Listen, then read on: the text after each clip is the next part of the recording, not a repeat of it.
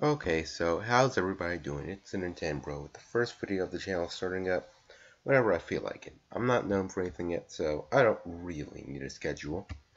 Okay, so anyways, today we will be discussing the Sho Hokage, or first for you non-weeaboos. Anyway, I decided that since this is the first video, I might as well discuss the first pinnacle of power in the Hidden Leaf Village, and his name is Mito Uzumaki. No, that's just his wife. All jokes aside, the first Hokage, Hashirama Senju, was born during a time period known as the Warring States period.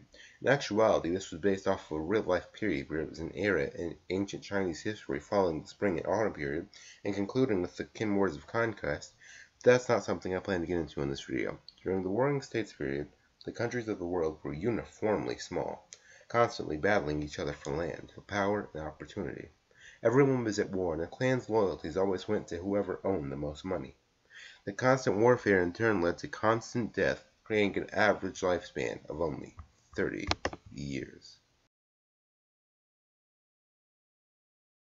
Children were the greatest victims of this era, forced to fight for their clan no differently than an adult would, and, more often than not, being killed by older and more skilled opponents.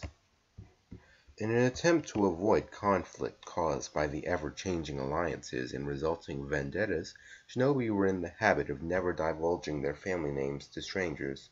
Hashirama was born as the eldest of Butsuma Senju's 4 sons and the brother of Tobirama Senju, Itama, and Kawarama. During his infrequent downtime, Hashirama met a boy his own age named Madara. The two quickly developed a friendly rivalry, be it skipping stones or urinating in rivers, with Hashirama typically winning their contests. Hashirama did not approve of this practice of sending children to fight and die, believing it would only increase the bitterness between the Senju and the Uchiha, causing only more deaths. Both Kawarama and Itama died during this period, and this cemented both Hashirama and Tobirama's will to end this vicious cycle and envisioned a world without child death, constant war, and flaws that this era possessed. To do that, however, an alliance between the Uchiha and Senju was needed. Madara was a man who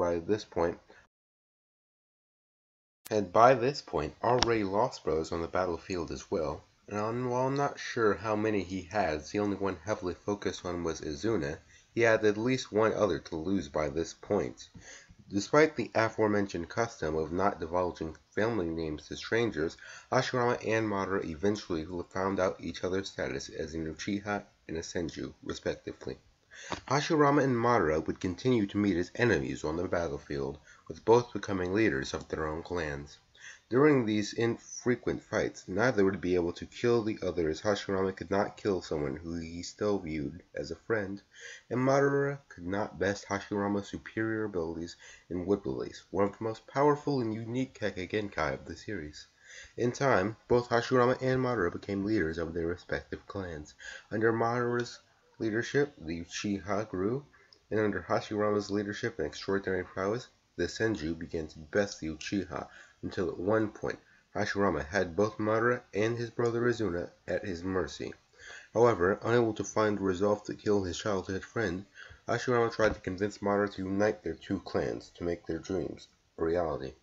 A mortally wounded Izuna convinced him otherwise, and they retreated, prompting Hashirama to send a ceasefire request.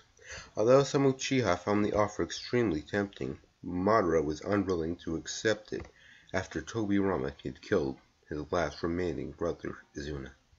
Racked with grief, Madara made one final stand against Hashirama and the Senju and was defeated. Tobirama attempted to kill him to finally end the fighting, but Hashirama stopped him, knowing that it would only renew hostilities between the Senju and the Uchiha. At Madara's suggestion, Hashirama offered to kill himself in order to achieve a peaceful resolution. As he was about to end his own life, Madara stopped him, moved by the gesture, and assented to peace. The Senju, the Uchiha, and all of their connected clans came together to found a village of peace, where children would never need to die in battle. Madara and Hashirama, rekindling their childhood friendship, called that village Konohagakure, or the Hidden Leaf Village. The other countries would soon follow Konohagakure's example and build their own hidden villages. Although Hashirama created much of the village's infrastructure with his word-release abilities, it was his wish that Madara become Hokage, the village's leader and protector.